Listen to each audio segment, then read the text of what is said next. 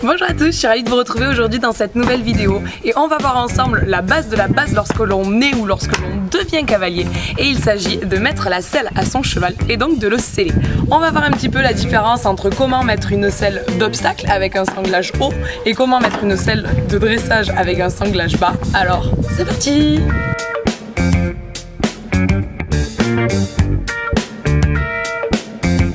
On se retrouve juste ici avec les deux types de matériel que l'on peut retrouver.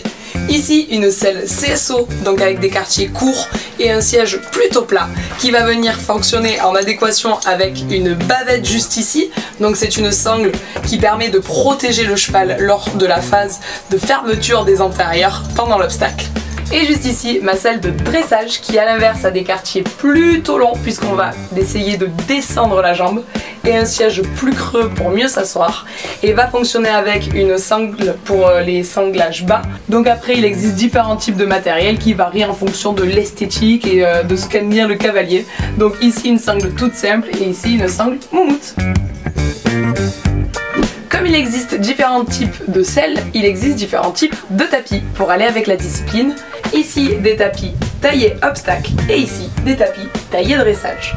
Si on joue au jeu des 7 différences entre ces deux tapis, on va se rendre compte que celui-ci est plus court pour aller plus facilement sous une selle d'obstacle, alors que celui-ci est plus long et un petit peu plus carré pour aller sous une selle de dressage.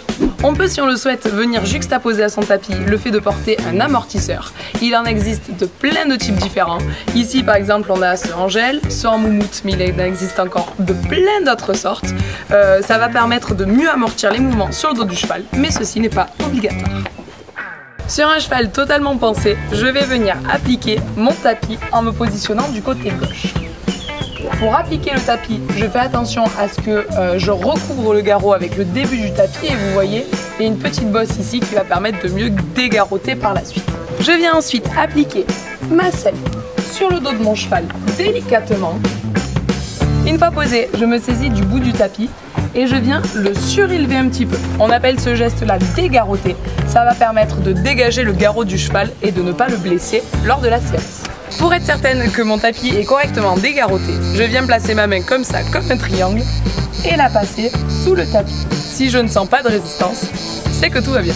Je me place ensuite côté droit, me munis de ma sangle que je viens passer dans les fixations du tapis, puis dans les sanglons.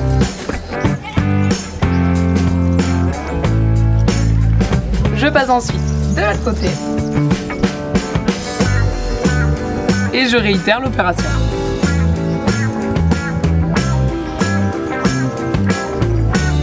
Pour finir de fixer le tapis et être sûr qu'il reste dégarroté jusqu'à la fin de ma séance, je viens prendre les petits scratchs ici pour les coincer dans la selle. Pour desceller, rien de plus simple, il suffit de reproduire toutes ces étapes à l'inverse. Je vais donc défaire le petit scratch ici, ma sangle côté gauche, ma sangle côté droit, et enlever l'ensemble tapis plus selle.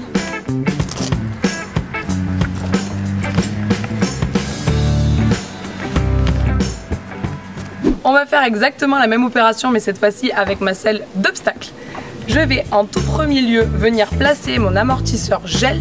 Je le place à même la peau, ça va lui faire un petit pad de garrot, et le côté un petit peu gluant de l'amortisseur va permettre de bien fixer le tapis pour pas qu'il recule pendant la séance. Je viens juxtaposer mon tapis et enfin ma selle. Comme toujours, je dégarrote et je me saisis de ma sangle et on va passer de l'autre côté. Pour placer correctement la bavette, l'arrondi doit être vers l'arrière du cheval. Je vais donc accrocher ce côté-là de la sangle à mes petits contre-sanglons.